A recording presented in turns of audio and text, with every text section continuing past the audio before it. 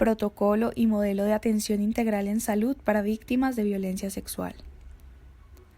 Establecido mediante resolución número 000459/2012 por parte del Ministerio de Salud y Protección Social, el protocolo constituye una herramienta de atención integral en salud para víctimas de violencia sexual.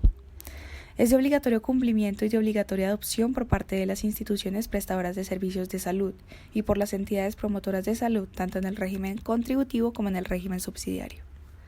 Su alcance es a nivel nacional y es sujeto a revisión y actualización cada 2 años como mínimo, siempre que se considere pertinente.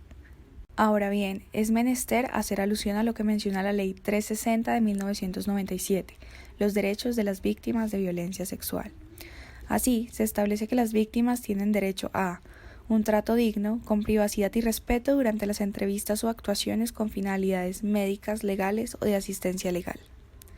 A ser informadas sobre los procedimientos legales, a ser informadas sobre los servicios disponibles para atender a sus necesidades, a acceder a un servicio de orientación y consejería gratuito por personal calificado y a acceder de forma gratuita a exámenes y tratamientos contra infecciones de transmisión sexual, traumas físicos y emocionales, a que se recopile evidencia por medicina legal y a ser informadas de la posibilidad de acceso a la indemnización de perjuicios resultantes del delito. Dicho esto, el protocolo de atención establece una serie de 15 pasos fundamentales que deben surtirse para la atención de las víctimas de la violencia sexual. Un primer paso es el relacionado a la preparación de la comunidad para acceder a los servicios integrales de salud dirigidos a las víctimas de violencia sexual. De allí emanan acciones de información, educación, comunicación dirigidas a la generalidad de la comunidad. Se dan a conocer factores tales como el carácter de urgencia médica que siempre ostenta la violencia sexual con independencia del tiempo transcurrido desde el acto, que es de carácter gratuito, que se maneja la confidencialidad y que se les brindará un trato digno y respetuoso por su privacidad. Esto con el fin de animar a las víctimas a acercarse a recibir una atención digna. El segundo paso que se debe seguir corresponde a la verificación y mantenimiento de las condiciones mínimas necesarias para brindar una atención integral a las víctimas desde el sector salud. En este paso se establece un listado de actividades y a los debidos responsables de ejecutarlas. El tercer paso consiste en la recepción inmediata de la víctima en el servicio de urgencias médicas, pues se entiende que de la violencia sexual emanan situaciones que ponen en peligro inminente la vida y estabilidad de la víctima, de manera que no se pueden interponer barreras de acceso a su atención. Existen 2 excepciones para la atención integral de urgencias de violencia sexual. La primera, la negativa de la víctima a ser atendida. Y la segunda, la disponibilidad de otro tipo de servicio especializado para la atención inicial. En lo que respecta al cuarto paso, es la realización de una valoración clínica inicial, teniendo en cuenta las necesidades de cada caso para determinar los cuidados médicos requeridos según la condición de la víctima. Este paso cuenta a su vez con 4 subpasos. El primer subpaso consiste en la llamada anamnesis de la víctima, que es lo que respecta a la recolección de datos producto del relato de los hechos, entrevistas clínicas y formulación de preguntas orientadoras. El segundo subpaso respecta al examen clínico general de la víctima, identificando en primera medida signos de alteración y procediendo a la tranquilización verbal o en la sedación en casos extremos. Aquí se realiza una valoración de la apariencia general, un examen clínico mental completo y un examen físico completo. El tercer subpaso consiste en el examen clínico genital y anal de la víctima, para lo cual es menester tener en cuenta la narración, edad y pertinencia del examen. Se procederá a realizar una documentación de las heridas y cicatrices encontradas en el área. El último subpaso corresponde a los diagnósticos clínicos, los cuales se expresan en 5 dimensiones. La primera de ellas, los relacionados con el evento de violencia sexual sufrido. Los relativos a otras formas de violencia ejercidas de manera concomitante a la agresión sexual. Los específicos de la esfera mental, específicos de la esfera física y, por último, las lesiones de causa externa. El quinto paso a surtir corresponde a la toma de pruebas diagnósticas necesarias para explorar el estado de salud de la víctima en la evaluación inicial.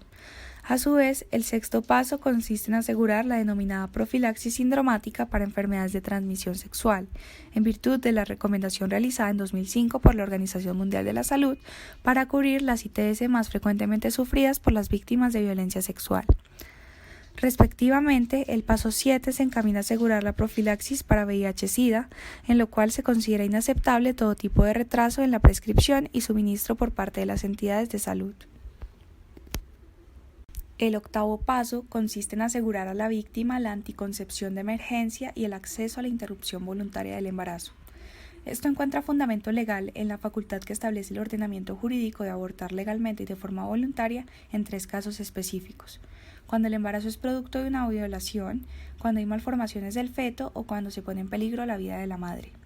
Así las cosas, se declara como un derecho de las víctimas de violencia sexual por la Corte Constitucional en sentencia C-355 de 2006, en miras a prevenir la morbilidad materna, los daños personales, familiares y sociales. Ahora bien, el 9º punto consiste en la intervención terapéutica especializada en salud mental para la víctima, la cual consta de acciones especializadas y no especializadas. En lo que respecta a las especializadas, se trata de una recepción empática y no revictimizadora por parte de los trabajadores de la institución sanitaria. Los primeros auxilios psicológicos en manos del médico general, quien evaluará la salud mental de la víctima y los posibles riesgos de agresión. Y en cuanto a las acciones especializadas en salud mental, se tiene que son llevadas a cabo por médicos psiquiatras o psicólogos clínicos, para la intervención en crisis propiamente dicha, en miras a reducir las consecuencias emocionales y negativas que emanan del trauma sufrido, y para la derivación a intervención terapéutica por equipo interdisciplinar en salud mental o continuación de psicoterapia. El paso a seguir número 10 hace referencia a la planeación de los seguimientos clínicos que requiere la víctima, los cuales deben ser programados por el médico general e informados a la persona y, de ser necesario, a su familia. Se prevé que la víctima tendrá alrededor de 5 consultas de control tras la atención inicial de urgencia. La periodicidad de estas será de 2 y 4 semanas y de 3, 6 y 12 meses. El paso 11 hace referencia a la derivación hacia otros profesionales de la salud que se requieran para asegurar la atención integral, puesto que se puede llegar a requerir el concurso de varios profesionales. El punto 12 plantea otra derivación, la que respecta a otros sectores involucrados en la atención inicial del caso de violencia sexual. Así, si en primera instancia el caso es identificado en sector salud, al ser detectada la violencia se debe activar el sector de protección.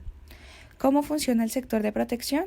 Al tratarse de víctimas menores de 18 años, esta estará en cabeza del defensor de familia del Instituto Colombiano de Bienestar Familiar.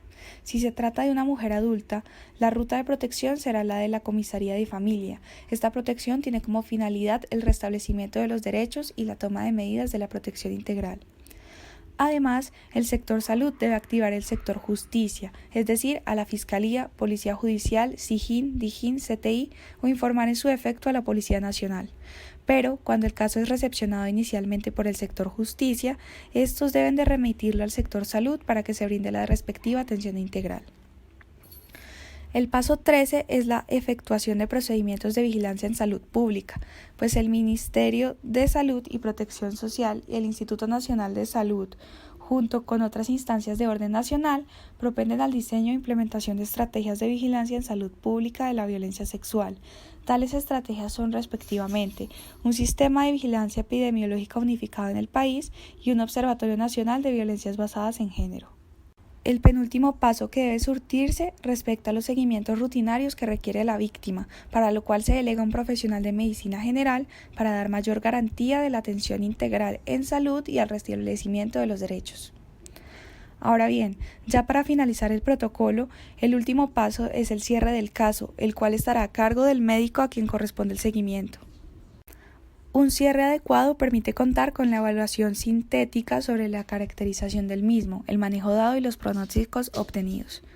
Así, el cierre tiene 2 aspectos fundamentales.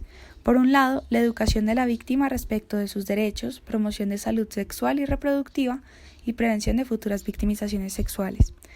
Por otro lado, el asesoramiento integral sobre derechos sexuales y reproductivos, incluyendo prevención de embarazos. Esta sería la ruta a seguir en casos de violencia sexual en salud. Esperemos sea una herramienta útil para todos ustedes.